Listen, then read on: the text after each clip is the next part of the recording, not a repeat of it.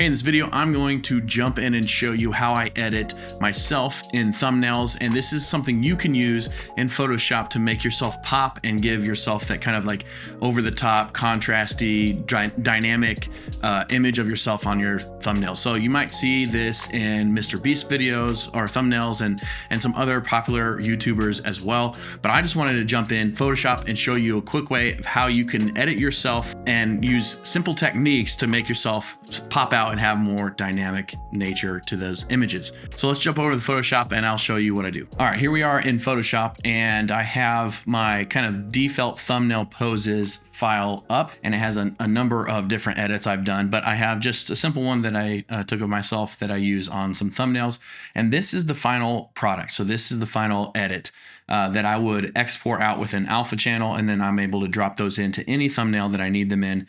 This is kind of how I set that up. So we'll go through just one image and what techniques I use to kind of get this look. First off, let's go and we'll go one by one. I'll walk you through it and then I'll show you how I did it. So I'm going to turn all this off and we're going to go down to the base layer. So in the base layer here, I have just an image of myself. In fact, this is just a video frame. I didn't have a photo camera at the time. I just had my FX30. And so I just kind of filmed myself doing different poses. And so this is a pose that I took a screen grab from that. I did shoot in log and then basically went through Resolve because I had it in Resolve. Did a kind of a LUT conversion to Rec 709. And then exported those as images out of Resolve. And so I just brought that into Photoshop. So that's what this is. It's already in Rec 709. It's not like a log. But if you're taking photos, you'll take a raw or something and you'll be able to do a lot more fine tuning than I was able. This is just the default. And the first thing I did is I cut myself out. So I'll show you how to do that in a second. And then I have kind of this touch up layer where I go through and I have different selections for different parts of the body and my face and that kind of stuff. First, I wanted to soften some of these pores.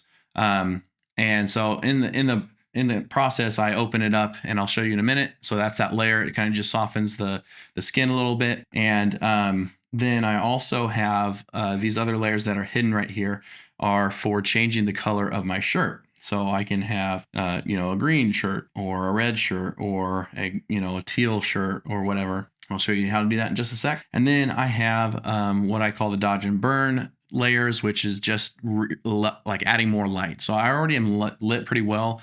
I already have somewhat of a Rembrandt lighting, but I went ahead and added a little bit more light just to the edges and then basically emphasize the lighting I already have.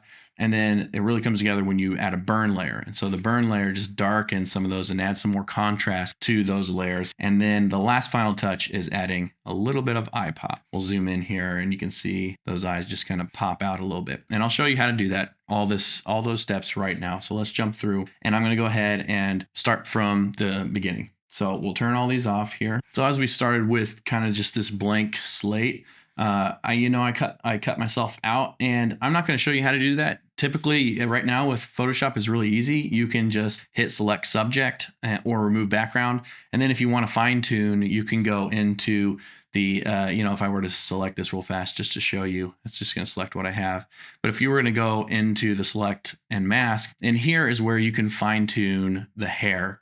So you've seen I've come through and I've kind of fine-tuned some of the hair with this brush. And I'm just going to hit cancel. I already have this. This isn't a tutorial on cutting yourself out. So I'm just going to breeze through that. But you're going to want to cut yourself out so that you're able to put yourself in other thumbnails pretty easily. So once you've done that, the next thing I did is selected like my shirt and did a color. So let's just say I'll just turn this one on and I'm going to delete this layer mask. So I just have a simple hue and saturation and I just have colorize on it. So right now it's just colorizing the entire image. So I have to make a selection to just use the shirt. So this is where the new tool of object selection comes in. Instead of just selecting the whole subject or whatever, I'm able to just draw a box around what I want selected. Now it's going to do a pretty good job and I might have to fine tune some of that in a little bit, but I'm just going to leave it like that. And I'm going to come down and add a layer mask. Great. It already did 90% of the work. We already have a good mask here. And you can either do the opposite. So I've had it where it selected this, but then I'm going to come in And with a brush tool and the black area, or the white, I'm going to actually paint in this little section right here. Make sure that it's covered on top of this. And I have it's matted to the outline of my cutout. That way, if I draw off over here, it doesn't actually go off the shirt itself. And then I'm just going to touch up this area. So I'm going to go to black, and I have it on a soft brush. So I'm just going to touch up this little area, make sure it's not overly aggressive with that color, and that should be good. So there you go. That colorized that shirt really easily. That's how simple it is to do that. Now, if you have objects in front, like some of the poses I have, some of the poses I have the, my hand in front. So let's just go to like this one, like my arms in front here. And that just basically is a part of the cutout of the mat. So I still can change the shirt color, but I just have to select that hand and make that a part like I did with just the shirt. So that's how you add different colors. You can adjust those, on your shirt or whatever object you want to do that's attached to you. You can do all that. That's simple there. I'm not going to deal with anymore. But then I'm going to talk about softening the skin. So to do that, it's really simple. I just kind of create a layer, and I'll even just duplicate this and show you what I did. I'm going to bring that up here. So I have this layer I duplicated from below with the same mask for now. We'll get rid of that here in a second. And all I'm doing is I'm opening this up in Camera Raw Filter. So when that pops up here, what I'm going to do is I'm just going to soften the skin using the texture. So you can come over to, I believe it's effects. Yep, it's already open. And I'm just going to drag this all the way down, and it just softens the entire image. And I don't want that everywhere, but I'm going to do that, and we'll adjust where it's at here in Photoshop. So I'm going to hit OK. Now it's really, really soft. I don't like it. It looks terrible on some of the skin and the shirt and all that. So I'm going to delete the layer mask. We're going to add a new blank one. So it's just black, so it's not showing anywhere. And then what we're going to do is just take a brush tool, and we'll bring the flow down a little bit, make sure it's soft. It's all the way soft. And then we're just going to add that kind of in the face skin tone areas. So like forehead, we're just going to take out some of the details there, and that flow might be a little. We're going to take out the details by just painting over this area, and even in the cheeks. Now we want the glasses to be somewhat sharp, so we're not going to really try to touch those.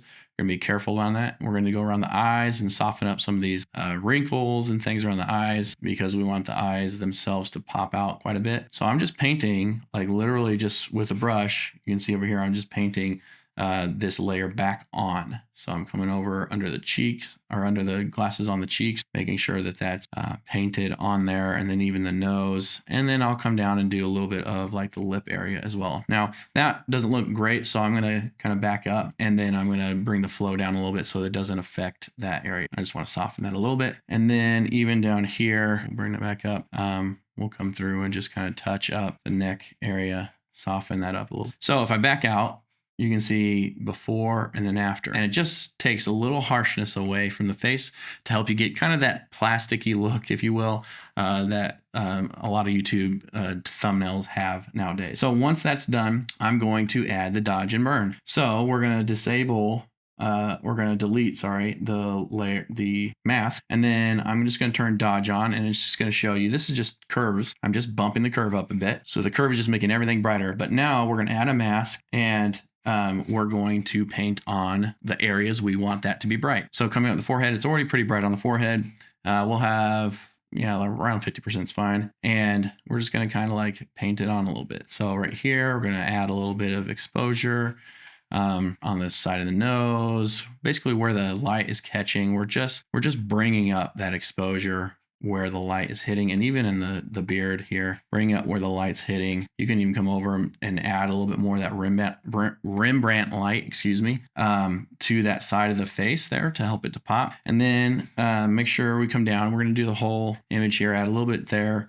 And then what I'm going to do is kind of do like this really big wash just over the shoulders, making it a little bit brighter. And then maybe even bring that down a little bit. Let's do a little bit more of a harsh, like rim light. We're not doing a whole lot. Like it's not going to be, crazy like it would if it were actually lighting. But so we've added some light. Let's check out what we've done, turning it on and off. So right there, you're already seeing like just a little pop of light. It just adds to what you've already done with the lighting. Now we're going to turn on the burn. So the burn is just going to make everything dark. And again, this is just a curves tool where I'm just dragging down the exposure using curves. But we're going to add a layer mask to that, and we're going to paint that on. So we'll leave this flow can be a little bit lower because the shadow area when you burn something is a lot more intense. And so we'll leave the flow a little bit lower. But we want to darken even up here in the forehead a bit, the hair, kind of wherever you see the shadows. There's a little bit right here on the eye, and then definitely right here next to the nose, over here on the ear and the beard. I come all the way around there, a little bit right there. We might take away, I might have done a little bit too much under the nose. And then you're going to come down here and we're going to do this whole kind of shadow edge, but then we're going to kind of like exaggerate the shadow here. All right, so we have quite a dynamic image now. If I were to turn off both those layers, you're going to see this is what we had to begin with, and this is what we have after. So it just makes things pop just a bit more. And that'll help it stand out on your thumbnail. And then let's go ahead and talk about the eyes. So it's real simple. I'm not going to go through the whole process because it's boring.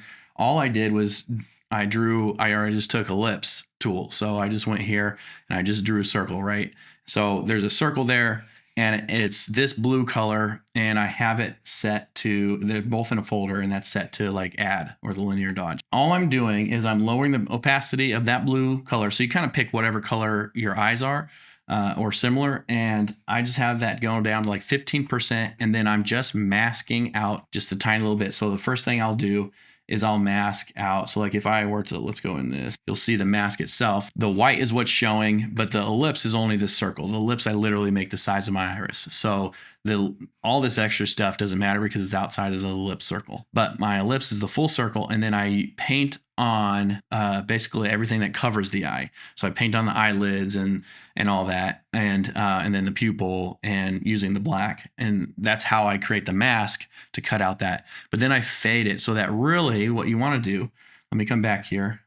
What you want to do is in lighting, the way light reacts to your eyeball is wherever the source is coming from, the opposite side of your iris will be brighter. It'll pop, it'll catch more light. And that's because your eye is spherical. So you can see the little highlight from the light that I'm using to light myself. So below naturally is already a little bit lighter. So I'm just going to exaggerate that. That's all this is doing, is exaggerating the lighting you've already done. So I'm just taking, and I'm really making this section of the iris pop by adding a little bit of color and brightness, using it as a dodge, a linear dodge, or the add, and I'm having that pop. So you can see before there's a little bit there, it's a little bit lighter under here. You can see it's a little bit lighter under here because it's just bouncing through, and I'm just going to make that pop a little bit more. And then when you come back out here, you don't really notice it, but when you turn it on and off, it kind of has just a little bit more pop to the eyes. And obviously you want the eyes to pop and look really good on your thumbnail. So guys, that's pretty much it. How I just edit myself in thumbnails. I want myself to kind of pop out and have a lot of contrast and dynamic nature to it.